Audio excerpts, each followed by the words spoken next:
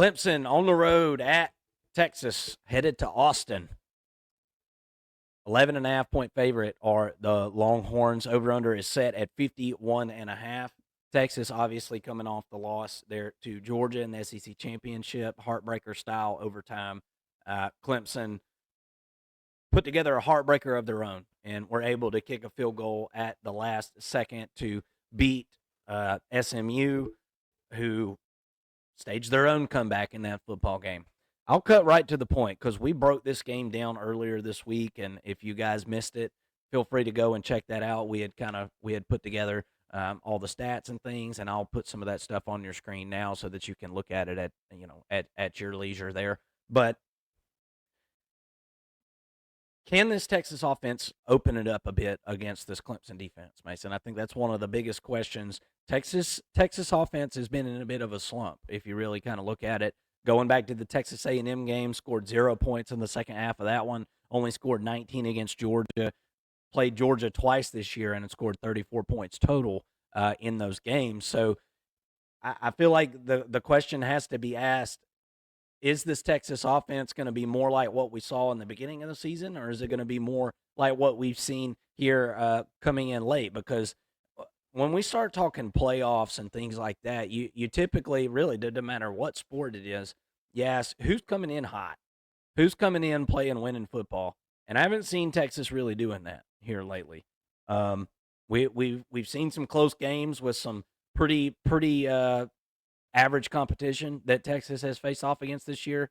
There's been tons of talk about the schedule that Texas was given coming into the SEC this season. It was very, very easy. Now, Texas is going to, kind of right that ship next year. They're going to be going, I believe, to Ohio State to start the season next year. So I'm already interested in that matchup, and we're not even to the offseason yet, so I'll have to hold my horses on that one. But what Texas team is going to show up here? This is not a battle-tested team. The two times that they've been battle-tested, they've lost. They barely beat Vanderbilt, and we've seen some others, blowouts where they blew out teams that were reeling, dealing with injuries, or just flat out weren't ranked and weren't any good. Clemson has kind of been the same situation, Mason. Clemson's best win just came last week. Do they have momentum? Will this propel them forward? And can Clemson take something away from that offense? I think is the biggest question. And I'm not even mentioning Texas's defense, which is the strength of their team. But can Clemson's defense take away the run game and make Texas one-dimensional? I think that's a big part of this game. They got to take something away, and I think they can take away the run game. But then it begs the question, you go back to that Clemson offense, how are they going to score on this Texas defense? That's probably the biggest question here. This Texas defense is legit. It's built from the back end forward, so I would consider that secondary group to be one of the best in the country. I think the linebacker group is really good, especially with Anthony Hill on the field. And then I think the defensive line is pretty average as far as SEC teams go, which it's a good year for defensive lines in the SEC. So, take that with a grain of salt. But I think Texas got a pretty average defensive line, better on the edges than on the interior. But overall, it's been a really, really, really good defense for Steve Kwiatkowski and the Texas Longhorns this year. I'm interested to see how Clemson's going to be able to move the football or score. We haven't seen Clemson run the ball good lately because of Phil Mafah's injury. Is he closer to 100%? That's a big question for me as well. I'm leaning Texas in this one, Mason. What are your thoughts?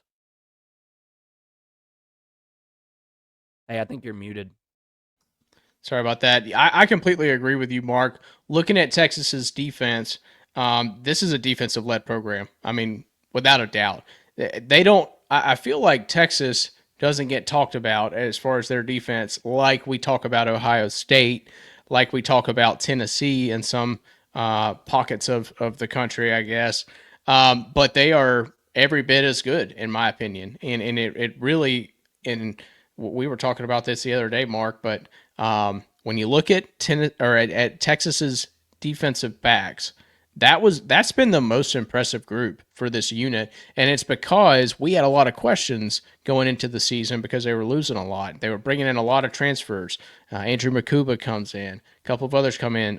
Williams is down at safety, and so considering everything, I think that this secondary group has been probably the best secondary in football that at least of the contenders, of the 12 team playoffs. I think that this secondary group for Texas is the best of the bunch, and that can take you a long way.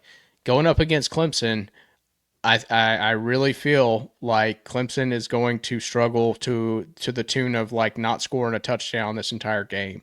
I think that this Texas defense is the best that Clemson has faced all year. We saw them against Georgia only put up 3 points, and I think Texas at times has played better as a defense than Georgia has. So if we're saying that they're even similar to Georgia, and of course, I know full well that Clemson has gotten better as an offense as the season's gone on. Well, I'd say Texas has gotten better as the season's gone on as a defense as well. And I don't see Clemson, like you said, being able to score on Texas. If they do score, I think Clemson's going to be getting some defensive scores or special teams, field goals, things like that.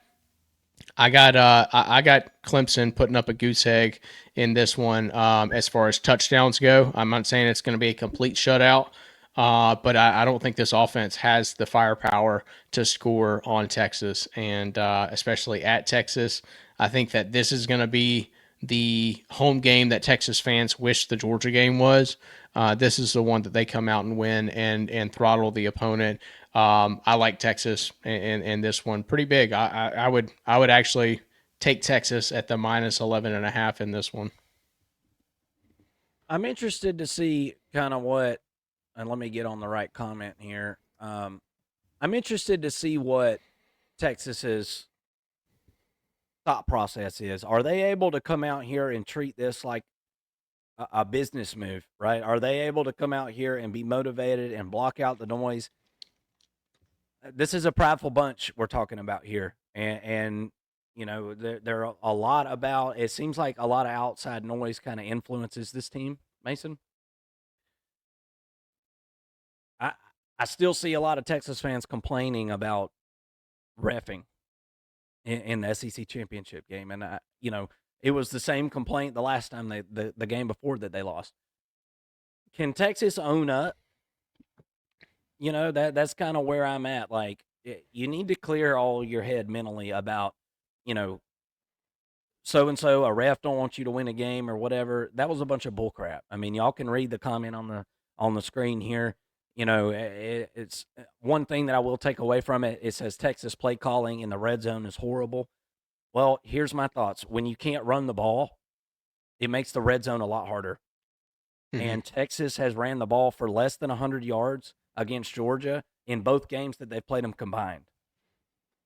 So you want to point at something, and not to mention, can we just all get to a point where we can agree that Georgia was just a bad matchup for Texas?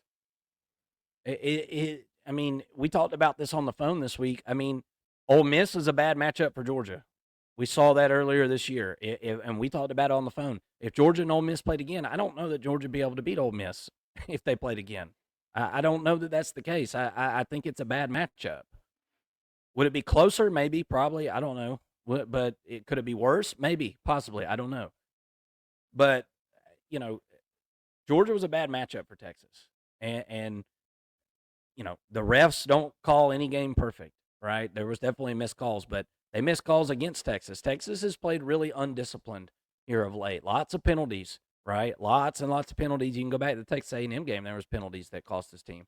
So I'm interested to see what is the mentality of this team. And I'm not in love with the fact that the head coach can't come to grips with the fact that, hey, we got beat this Saturday. It's always got to be an excuse. Can they own up to what has been the issue for this team this year and move those thoughts out of the way, fix them, and move towards a national championship? That's kind of my thoughts with this team right now. It seems like there's a whole lot of blame game going on every time somebody does something wrong. Quinn Ewers gets sacked 13 times the 2 times Georgia plays, and everybody's talking about, well, we should have played Arch Manning. No, you should have protected Quinn Ewers. The guy who's been in this offense for 3 years and knows it like the back of his hand. No, you need to protect the quarterback, and you haven't been able to do that. Hence all the holding calls in that game. Any thoughts on this? And just go ahead and give us your prediction, Mason, on the game. I mean, you don't have to comment on this if you don't want to, but I just wanted to address it. I think obviously Texas isn't playing Georgia in this game. I don't think that Clemson is even close to the Georgia program in a sense, or close to, not just as good, but as far as like a matchup goes. I don't really think that Clemson is really anything like Georgia. So maybe Texas has a better matchup with them. But I completely agree, and I think I commented on in our early preview the fact that Texas has been terrible in the red zone because of the run game. Trey Wisner has 2 touchdowns on the year. Like, I know he didn't start the year. It was really the Georgia game, a little bit before the Georgia game, the first time in the regular season that Trey Wisner got going. And so, he didn't play the entire season, but 2 touchdowns is just not enough for your running back. That's the reason why Texas has struggled in the red zone. But outside of that, they do move the football really well. I think that they may still have issues in the red zone this week. I would hope that they would be able to find the end zone at least, 1 or 2 of those trips that they're going to have. But I think that they're in the red zone enough to kick field goals and beat Clemson in kind of a low-scoring game. I don't necessarily feel comfortable taking the under in this one because I could also see Texas scoring, on a lot of those opportunities. But I like Texas in the points here. I think that they win by at least 2 touchdowns. Yeah, I like Texas here. Mason, I like the under again because I do like Clemson's ability on their defensive line. They've got some dudes there. There's no doubt about it. And I think at certain times throughout this year, those dudes have underperformed. I think they'll be ready. I think defensively, this team will be ready for Clemson. And I think that you make a really good point, and it kind of solidifies my thoughts on this as far as a betting perspective goes on this over-under. I think Texas does kick field goals in the red zone, and I think Clemson struggles mightily to move the football in general. So with that being said, give me the under 51.5 here. I feel like that is all the unders in these games I feel like are about to hit. I really do. And, I would say with my luck, that means they'll all go over, but I've had a great year betting, and I really, really like the unders in this situation. But give me Texas to win. Give me Texas to cover. It's a rare double-digit spread here on a game that I think will be real low scoring, but Clemson is going to struggle mightily to move the football here with their swarming Texas defense. And I believe the home team is able to get away with this one.